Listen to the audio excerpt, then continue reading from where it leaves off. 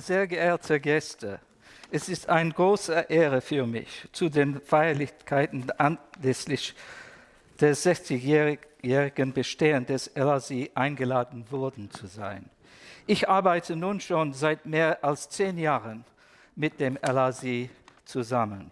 Wir haben dies hauptsächlich, aber nicht ausschließlich im Rahmen von Projekten getan, die von der Europäischen Kommission finanziert wurden.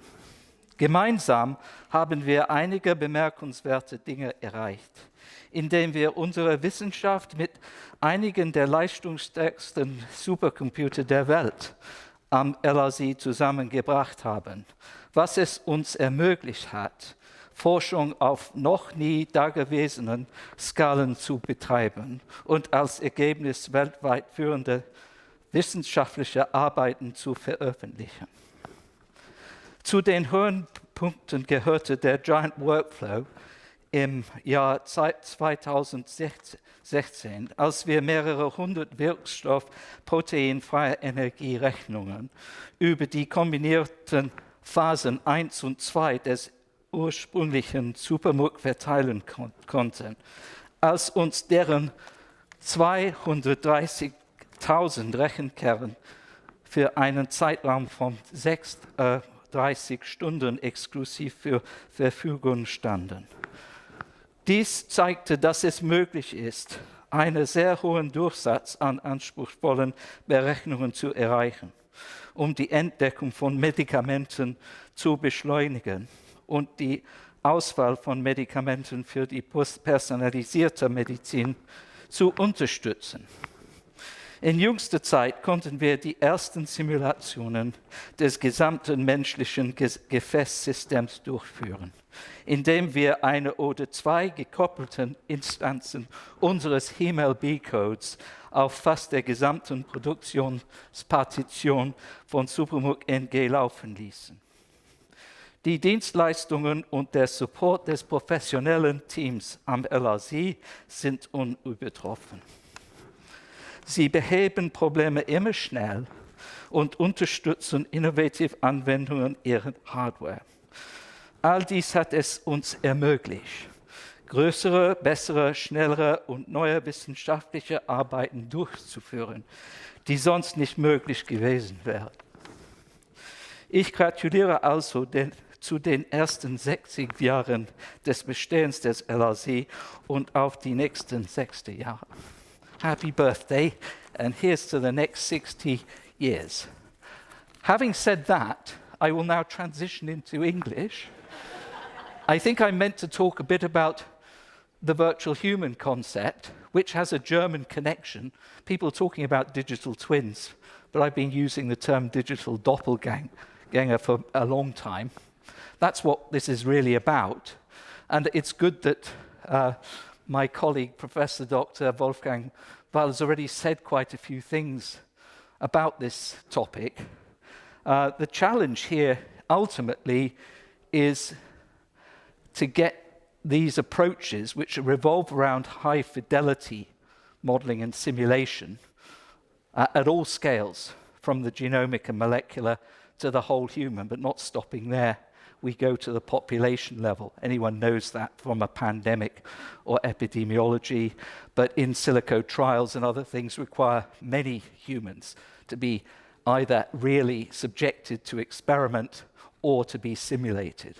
These are big challenges, but the ultimate challenge is actually to get medicine and the life sciences to be doing things in the way that maybe the physical sciences and engineering have been for a long time. That is to not use modeling and simulation as they now do in a post hoc rationalization, which means after the event and an experiment is done, I'm allowed to publish in a leading journal a simulation that explains what happened, because that's the only way a modeler or a simulator can play a game in these in the higher reaches of life sciences and medicine. No, it requires a change of understanding.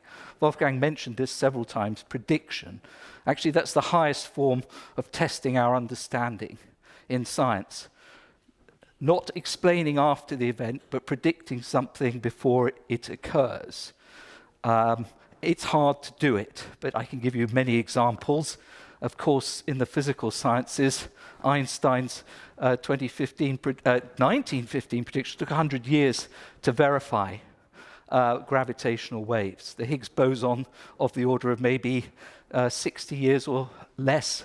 And more close to home for the biologists, perhaps, is Alan Turing's seminal paper in 1952 about the chemical basis of morphogenesis, which turned on the introduction of reaction diffusion equations, the verification of the stationary patterns that he described for the black and white patterns on cows, only finally being verified experimentally in the mid-1990s.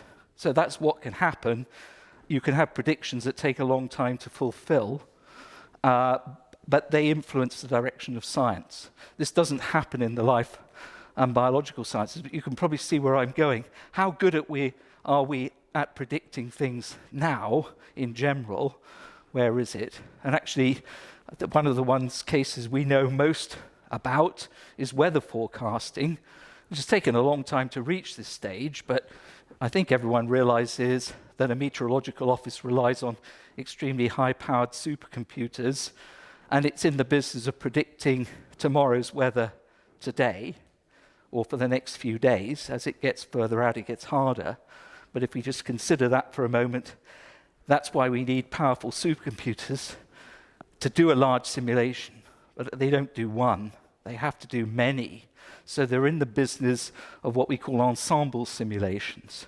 And that's because of the uncertainties that persist everywhere. In the weather forecasting, all the information we require, maybe the initial conditions and values of parameters that can be gained from satellites and elsewhere, have to be put into the model. They all have uncertainties. We're not predicting things with 100% certainty. We're in a game of uncertainty. The primacy of doubt is always to be in one's mind. There are many possible futures. What's the most likely to occur? And then we develop probability distributions. So this is where things are going with climate prediction. I don't need to spend too much time on this. You rapidly realize why simulation and the people who do it in areas of societal importance really have to be credible with their simulations. And that hasn't typically been the case. So the whole area of uncertainty quantification is essential. So if you have one simulation that requires a supercomputer, by God, you're going to need a really large one to do lots of them in order to nail down the uncertainties. What's this got to do with medicine? I hope it's clear. I mentioned digital doppelganger. We want high fidelity models, and we want to make predictions with them on timescales that are actionable by clinicians in particular. And how do we do that? We have to use supercomputers for it. So this is really critical for the whole enterprise, and I'm just trying to remind you that the disciplines themselves today don't necessarily even believe that theory can do something for them. That's why we have a lot of education and training still to do in those areas. But even amongst those of us who work in this type of area, there's little agreement about the methods. If I want to build a virtual human, how do I do it? Maybe I could get multiple different answers, depending on who I ask. And I was giving a talk which wasn't dissimilar to this maybe 2 weeks ago at the Wellcome Human Genome campus in Cambridge, or just outside it. And that's going into the lion's den, because you'd expect the answer must be sequence the hell out of everything. That's the blueprint for the rest of everyone's life. And yet, I think most people recognize that's not really the case. There are two examples. Sidney Brenner, a Nobel laureate from that background, also said, I know one place where I wouldn't start if I was trying to build essentially what I'm describing as a virtual human, and that's from the bottom up, meaning from the genomic level.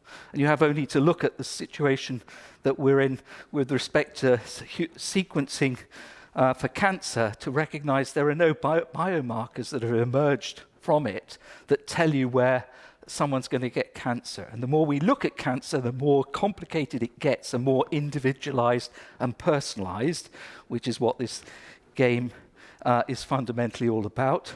I was talking to Craig Venter a few months back, and you may remember Venter was pitted against the NIH Wellcome Trust public way of genome sequencing, the draft human genome, famously announced at the turn of the millennium.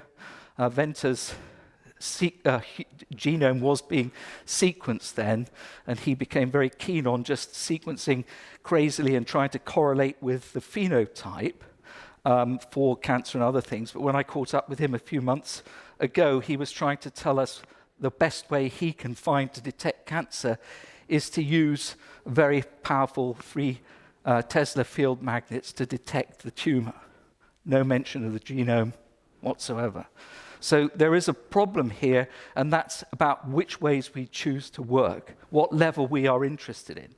So really the best answer is to start from the middle out, as it were, depending on what level you're concerned about medically, and trying to connect these together. But then you recognize that there are very different methods of modeling and simulation that are at play, particle-based for molecules, and up at the higher level, typically solving PDEs. How do you couple those things together is a major challenge. And then that's all based on like a physics style approach to understanding. And now we contend with the AI and machine learning people who come in from almost left field and would tell the biologists, there's no need to worry about all of that. Just give us lots of data. We will do the rest for you. And they're very susceptible to that. But that approach is unlikely to succeed because you run into huge cursive dimensionality issues. Unless you understand the structural characteristics of the problem you're working with, you will never achieve anything. So I personally would strongly advocate what we would call ensuring that the biology and medicine follows the laws of nature, which are not always understood totally by the medical and biological community, such that they constrain these kinds of AI and ML methods to be consistent with those laws and prevent them from producing spurious results. So these are topics and challenges. It was, I think, Alfred North Whitehead, who was a co-author with Bertrand Russell of Principia Mathematica, the turn of the last century, who said, a clash of doctrines is not a disaster, it's an opportunity. Being able to bring all of these things together and being able to deploy them on very powerful supercomputers is what this business is all about. And the exascale and the development of these different architectures in an integrated way is what we're interested in. For the molecular level, there's plenty of scope for trying to explore how quantum computing can change the game in the computation of some of the interactions that are, again, sort of getting out of bounds of these classical computers to work on. Even digital computers should be taken seriously, in my humble opinion. They are already analog computers are already partly in play in some areas, such as quantum computing now, quantum analog computers. There's neuromorphic computing coming along. Why does that matter? For one thing, we've got energy problems, which will simply go away if we use properly analog computing. Another aspect of this that's less familiar to many is that the numerical representation on a digital computer, usually IEEE floating point numbers, is a shockingly poor representation of the real numbers. And although most people don't worry about it, we certainly have found cases where it's completely unreliable, and we need to do better. So there's loads of fundamental things coming together in the supercomputing world, and I am delighted to look forward to continuing to work with LRZ, as I was saying in my German speech, LRZ into the future. With that, I will stop and thank you for your attention.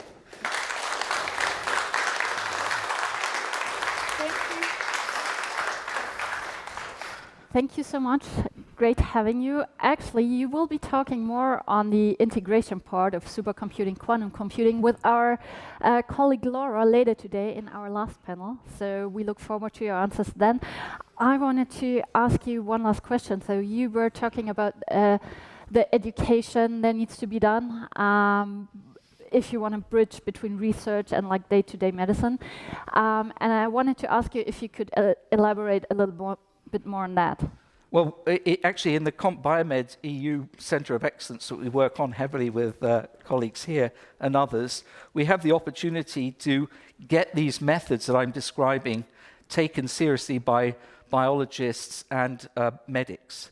But in order to succeed there, and I think we're beginning to, and we've turned through 1,000 or more people over the period of this collaboration, we've had to develop very specific HPC courses that engage these people in ways that they relate to.